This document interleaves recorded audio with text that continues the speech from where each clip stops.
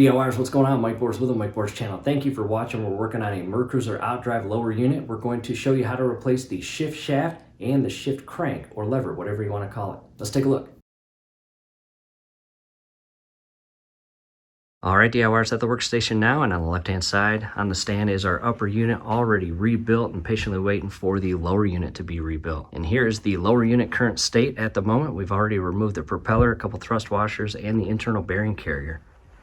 There it is. We had a fun time removing that. JK, we did not. However, a couple tools we'll talk about. We've got a retainer wrench, a drive shaft adapter nut, and the internal pinion gear nut tool that is required to slide over the shaft and into that lower case. And coming up top real quick, I want to show you the shift shaft and crank. As you can see, here's the shift shaft, and way down inside here is the crank.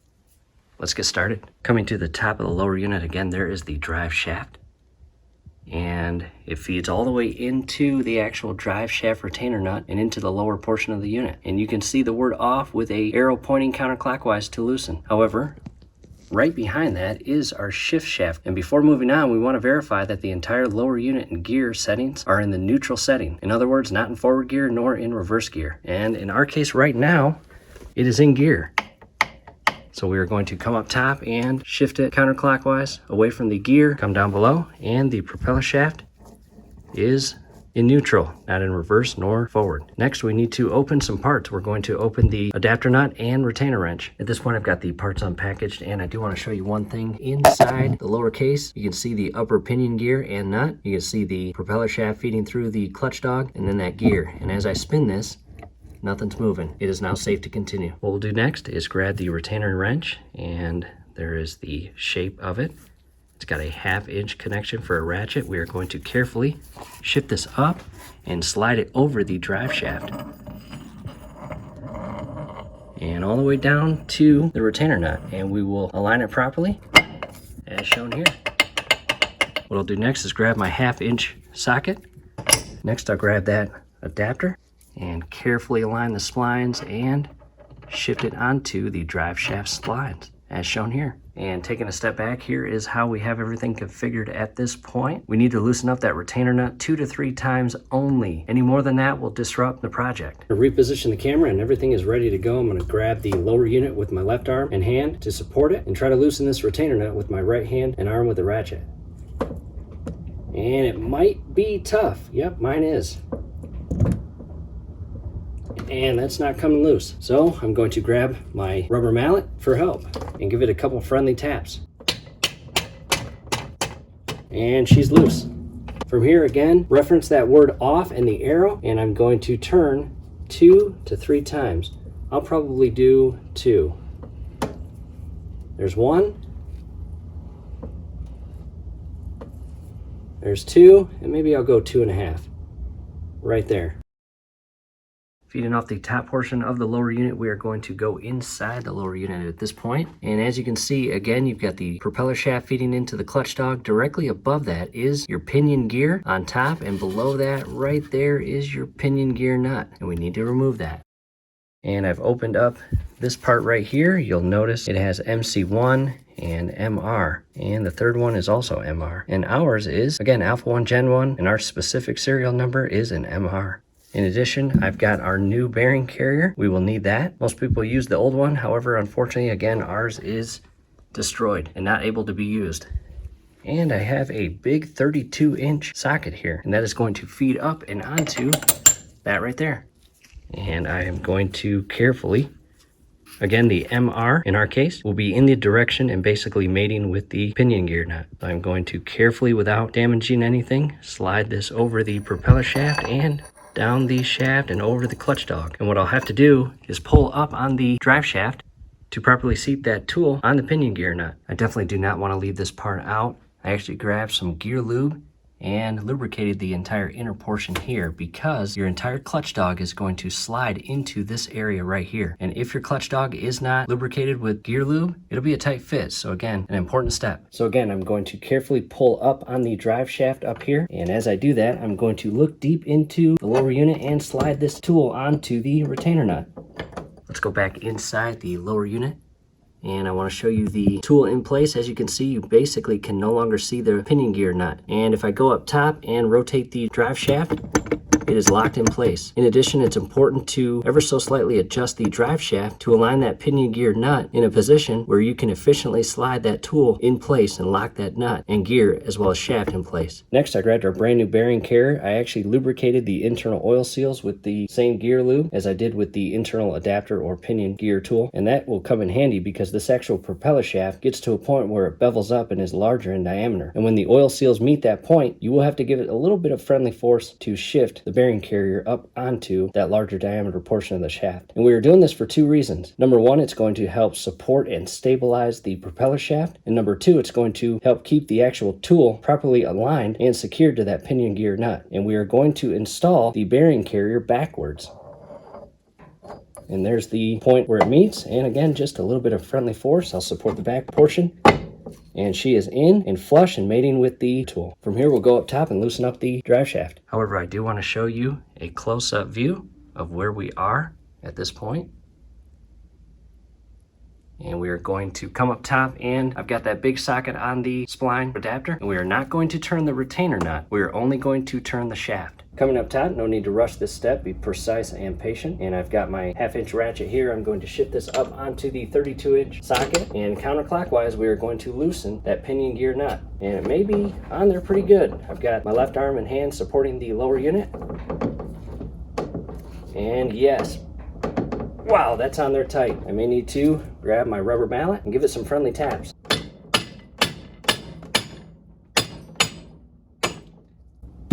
And I think it's loose. I'm going to reposition the lower unit and stand, straighten it back out. Double check down below, everything still looks good. And I'm going to, again, counterclockwise, remove that pinion gear nut. And it basically came to a stop. I'm going to take out the ratchet and socket, carefully remove the bearing carrier. Set that aside. Coming back inside, and as you can see, there is a large separation between the pinion gear and the nut itself. From here, we are going to remove this pinion gear nut tool. And as you pull this out, again, that clutch dog is in the internal portion of this tool. And when shifting the tool outward, the clutch dog will shift out with the tool until it meets the stopping point on the propeller shaft. At that point, you need to give it some friendly jolts to remove this tool from the clutch dog. And again, supporting the lower unit and giving the tool some friendly jolts to shift it off the inner clutch dog. There we go. Back inside, and as you can see, as I rotate the propeller shaft and the clutch dog, the pinion gear nut is completely removed from the drive shaft's thread. And I'll basically have to just kind of maneuver the propeller shaft in a way to give me the clearance to pull that nut out. And I may also have to pull up on the drive shaft above. Back to the workbench, and there it is, the pinion gear nut, and it had a washer that was placed in between the nut and pinion gear itself. And in our case, it didn't happen this way. It should. In most cases, you should use this tool to again lock this nut in place and rotate the drive shaft counterclockwise to a point where you can basically remove this tool and the nut itself will come out with it, and you can just pull it out of the tool. However, again, in our case, it didn't happen, but it was extremely easy to remove after removing that tool. It was already separated from the thread. Back inside the lower unit, I wanted to show you a view of the pinion gear nut and washer removed as shown here. At this point, it is a good time to shift the clutch dog forward toward the forward gear to give you better clearance to remove that upper pinion gear. Back to the top, we are going to remove the adapter socket, set that aside, and we are now going to continue loosening up the retainer nut, and I can do this by hand without the actual 1/2-inch ratchet.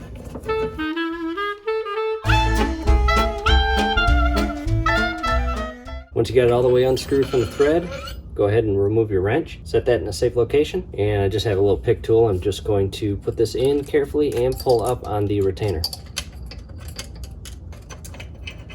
As shown here. And there it is.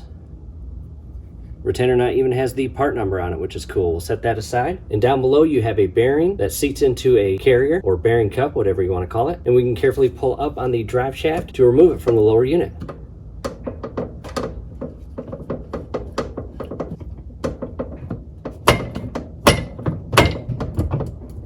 Wow, it's in there really tight. There we go. There's the carrier, there's the bearing, and there's the lower spline and thread that feed through the lower pinion gear. I'll set that in a safe location. And to a closer view of the lower unit portion that the drive shaft slides down and into. As you can see down below, that is the pinion bearing that the drive shaft slides through, as well as the pinion gear. And what we'll do is we will now go down below and inside the lower unit, and again push that clutch dog back and rotate the pinion gear. And as you saw, just by shifting the propeller shaft to the left and slightly up and down for a bit, there's the pinion gear right there. Very lubricated, which is a good thing. And overall, it's in good condition. I'll set that right next to the drive shaft. Coming back to the propeller shaft, the actual manual does state to shift the propeller shaft to the left portion of the case, which will allow the rear side of that gear disconnect and loop around the inner shift crank. And you can just pull this out carefully. If it's not coming out, do not tug at it. And it's kind of heavy. And there it is. The rear bearing and forward gear. And again, there's the clutch dog. And to the back side here. And back inside. And to the rear, I'll scroll in there. There is our inner shift crank. We will now at this point go up to the top portion of the lower unit and begin removing the hardware that will allow us to remove the shift rod or shift shaft. And that is right here, as you can see.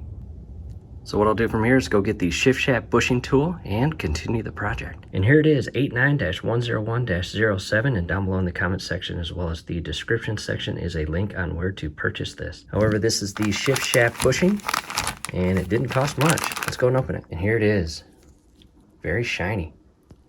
And this is a 3/4 inch size. We've got a 3/4 inch socket into an extension into our ratchet. Back up top, and again, this is the top portion of the shift shaft, basically the shift shaft bushing. And you can see those two little cutouts there. That is where that tool is going to be able to slide in place, and those teeth on the tool will lock into the bushing and allow us to remove it. And here's the splines of the shift shaft. However, before that, we actually have to remove that washer down there. Sorry to get in your way, because with that washer installed, you can't actually get that shift shaft tool in those grooves. From here, I'll carefully slide the bushing tool in place, and the teeth are down in these slots, as you can see. We will now use the ratchet socket and extension to loosen up this bushing. And if it's like everything else with our lower unit, it is going to be on there very firmly. And yes, it is. And DIYers, as you saw, after trying to muscle it and use the rubber mallet, it did not budge. I'm going to use some PB Blaster here and carefully spray the bushing.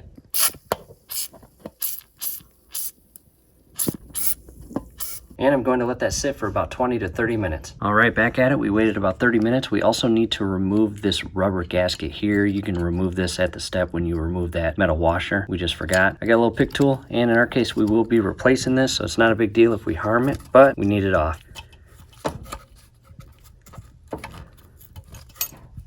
And there it is. Back down below, and again, another look at the actual internal shift crank. And the bottom portion has a hole and connects onto a tab, and the top portion of the shift crank goes into the spline portion of the lower shaft. And as we pull that shaft up and out, your crank may fall, or it may stay in the standing up position on that lower tab. Next, reinsert your tool, align the teeth, and let's try to loosen this.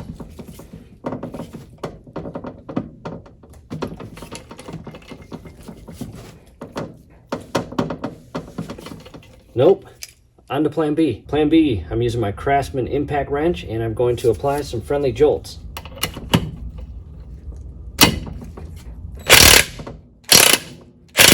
And it is loose. Now going back to the ratchet, and it is coming out very nicely. And it looks like it's up. I'll go ahead and remove the tool. And I should just be able to pull up on the entire shift shaft and bushing. There we go. There's the lower spline. Now let's go down below and remove the inner crank. I just want to show you the threaded insert that the bushing and shaft feed into. Back down below, and as you can see in our case, the crank stayed in the upright position on that tab. I'll reach my arm and hand in there, lift up on the crank, and shift it over that tab and pull it out. There is the spline portion that again goes over the bottom spline portion of the shaft, and the bottom portion of the crank does not have any splines. Set that aside. Come back inside real quick. I want to show you one more thing. You see a tab sticking up just to the left of that lower tab that the crank came off of, and that is your drain port screw. Just wanted to share that with you. Not sure if it's helpful or not. However, back to the table. And again, here's the metal washer and rubber washer that we removed on the top portion of the bushing. And down below is an O-ring, an additional washer. We are going to install all brand new parts. And DIYers, that is it. That is how you remove your shift shaft and crank. And we have our shift shaft, which is that part right here. And here's the old part in relation. You've got your bushing, the bearing, and a couple washers here. And this will all be brand new. I'll set that aside. And here is the old shift crank. And here is the part number for the new shift crank. And there they are. Old, new. And back to the old shift shaft and bushing. Here is the new bushing. It already comes with the oil seal pressed in there. And all of this again is going to be brand new. We'll set that aside. We are going to install the new shift shaft, bushing, and internal crank. And first thing we want to do, come up top. And that is where the shift shaft and bushing will go into. There's the thread and the cavity. And it's a good idea to clean the internal thread and mating surface prior to installing that shift shaft bushing. New parts are organized on the workbench. Again, we have the shift crank, the shift shaft, a couple washers and O-rings, and the bushing. And the only thing I'm using from the old part is that small little clip at the very bottom, as you can see here. So I am going to take apart this bushing to gain access to that clip. Not much to this, DIYers. You just carefully shift this up. And again, it has that internal rubber seal, and you'll just shift it off the spline area of the shaft. And you also have the lower washer here, and the O-ring is still connected to it. And in a groove that was machined in by the manufacturer is this clip. You just grab it and pull it right off. And there it is. From here, I'm just going to take all the old parts and get them out of here so I don't get anything unorganized. Everything is now unpackaged. I put on some clean new gloves. And again, here's the shift shaft, the shift crank, the bushing. This is the tool we're going to use to secure everything back in place in the lower unit. In addition, we've got that clip, O-ring, rubber seal, and 2 washers, and we are going to put this back together. First thing we're going to do is grab the clip and align it properly with the machine groove and apply some friendly pressure and install it. That is what it looks like. Next, the small washer, and we'll just slide that right down flush with the clip. And the next thing we need to do is install this rubber O-ring to the bottom portion of the bushing, and I'm going to grab some 2,4-C grease as shown here. And do not overdo this, just a little bit. As you can see, that's all I'm using. And I'll grab the bushing, and I'm basically going to lubricate that little gap in between the threaded portion and the mating surface of the bushing. And after I do this, I'm going to clean out the thread. And I'll wipe my hands clean, grab the O-ring, and carefully shift it onto the bushing all the way flush into its slot as shown here. From here, I'll grab a paper towel and I'll carefully clean out all the thread.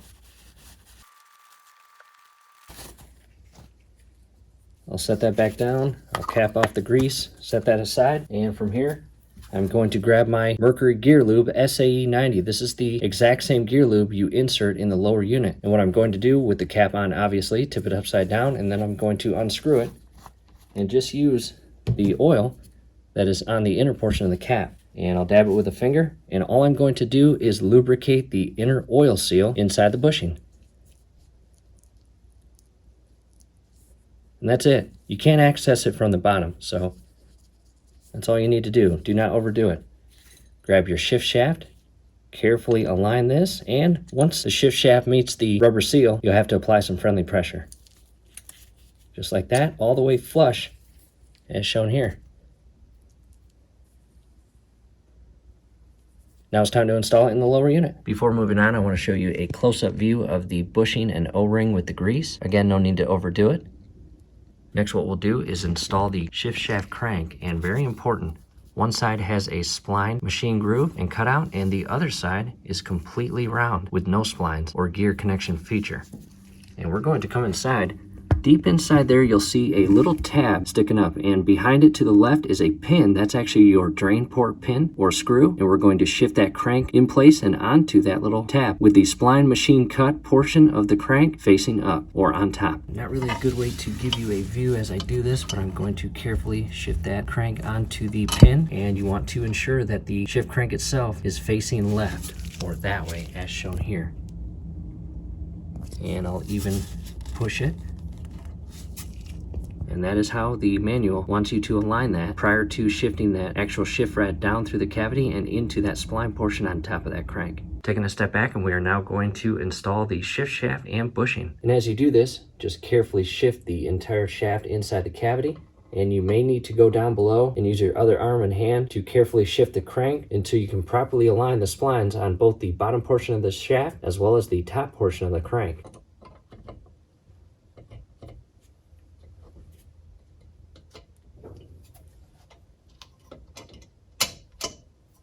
Coming to a different camera angle, I want to show you a top view, and you'll see some thread. We are not all the way in, as you can see there.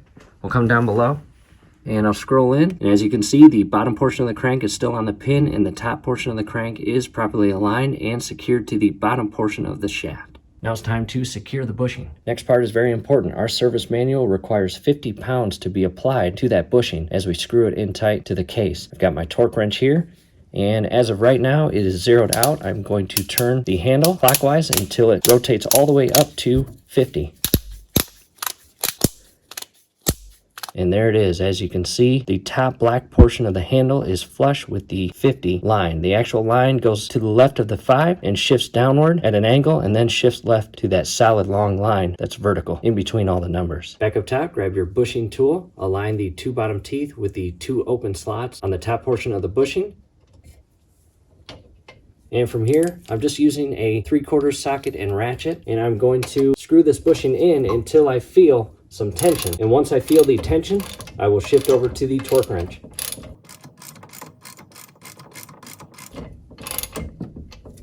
And there's the tension. And again, to the torque wrench, 50 pounds. And I move the camera back to give me more room. And no need to rush this, be precise. And it's getting more and more tight. There it is. You hear that click? That indicates that this bushing is properly set to 50 pounds. Now to a close-up view of the Craftsman torque wrench that we used. Again, 50 pounds was set, as shown here. And let's go back up top. We're going to carefully pull off the bushing tool. Set that aside. Next, grab that rubber seal, and we are going to carefully position it over the spline portion of the top shaft and push this as far down into the bushing as we can until it's flush with the top oil seal. Last, the larger washer, as shown there. That is the finished product of the shift shaft and crank. And DIYers, that is it. Scrolling above right now is a link to pick up right where we left off and continue the project. We still have a lot to do, but we're excited to continue and get it done. From here, again, we hope this helps. Do us a favor, below the video, you will see that thumbs up icon. Click on that, like the video, subscribe to the channel. Definitely ring your YouTube bell. That would be very helpful to us. We would really appreciate it. Thanks again for watching.